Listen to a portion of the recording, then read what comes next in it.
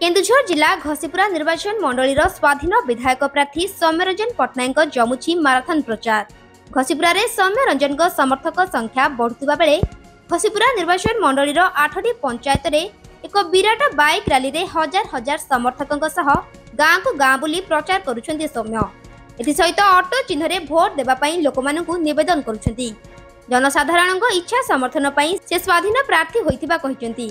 घसीपुरा निर्वाचन मंडली रे दुर्नीति हिंसा मुक्त घसीपुरा करिबा पई तांको गोटे सुजोग मिलिले से करी देखाइबे बोली श्री पट्टनायक प्रकाश करथिले। तेबे हठात सौम्यंग घसीपुरा आसी एते संख्यक समर्थकों सह माराथन प्रचार करिबा विरोधीक मुंड व्यथार कारण साजिछि।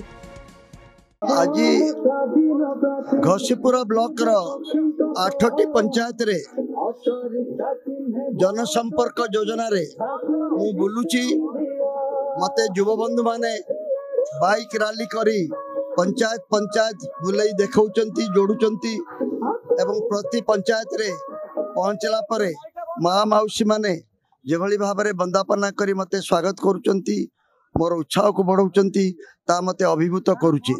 मु जो निष्पत्ति नैथिली जे घसीपुरा निर्वाचन मंडली रो साधारण जनतार संग्राम रे शामिल हेबी बोली निर्वाचन रे कोनसी दलर प्रार्थी न होई समस्तंकर सहयोग रे ए प्रकार परिवर्तन पाई जो गोटे आशा रही लोकंकर मु ताकू करी देखेबी बोली मु भाबुची। से निष्पत्ति माँ तारिणी को आशीर्वाद रु ठीक निष्पत्ति थिला एवं मोर विश्वास जे ओडिशा 146टी निर्वाचन मंडली रे गोटे रकमर निर्वाचन देखिबो आउ घसीपुरा निर्वाचन मंडली रे गोटे भिन्न स्वादर निर्वाचन चाखिबो जो साधारण जनसाधारण ए निर्वाचन रे भाग नेउचंती।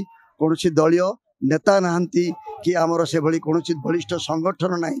साधारण लोकंकर इच्छा एवं विश्वास रे मु लड़ुची, से मानक सहयोग रे मु लड़ुची। सेथिपाई मु अत्यंत आनंदित।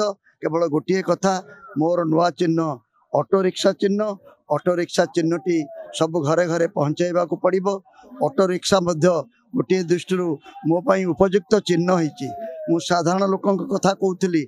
ऑटोटी है साधारण लोकंकर जान हॉस्पिटल दरकार पड़िले जानी यात्रा को जीवाकू हेले किंबा अन्य कोनोसी कार्यक्रम हेले गरीब गाँव लोकटी ऑटोटी खोजे एवं ऑटो चालक मध्य ठीक सही परी गोटे साधारण स्वाभिमानी आत्मनिर्भरशील व्यक्ति भाव में निज पेट पाटना ऑटो चलाए किंतु साधारण लोकंकर गोटे विराट बड़ सेवा करे। मु आशा करुची आज जो माने ओडिशा रे स्वाभिमान कथा कहउचंती, भाषा कथा कहउचंती एवं अस्मिता कथा कहउचंती से माने निश्चय विचार करिवे। घसीपुरावासी तो निश्चय विचार करिवे विगत 25 वर्षर घसीपुरार व्यवस्था किपरि चलीची एवं किपरि हिंसा एवं गुंडागिर्दी आमको कबलित करिची एवं अर्थ एवं भ्रष्टाचार किभली भाबरे आम समस्त को एभली भाबरे काबू करिची जे अनेक साधारण निरीह लोक चुप रहिबाकू बाध्य होउचंती। अन्य पक्षरे 25 वर्ष धरी मु कौन करिची ओडिशा रे न करिची अस्मिता पाई भाषा पाई रक्त पाई जे विचार करिवे। मते गोटे सुजोग मिलिले मु घसीपुरा रु हिंसा को विलोप करिवि।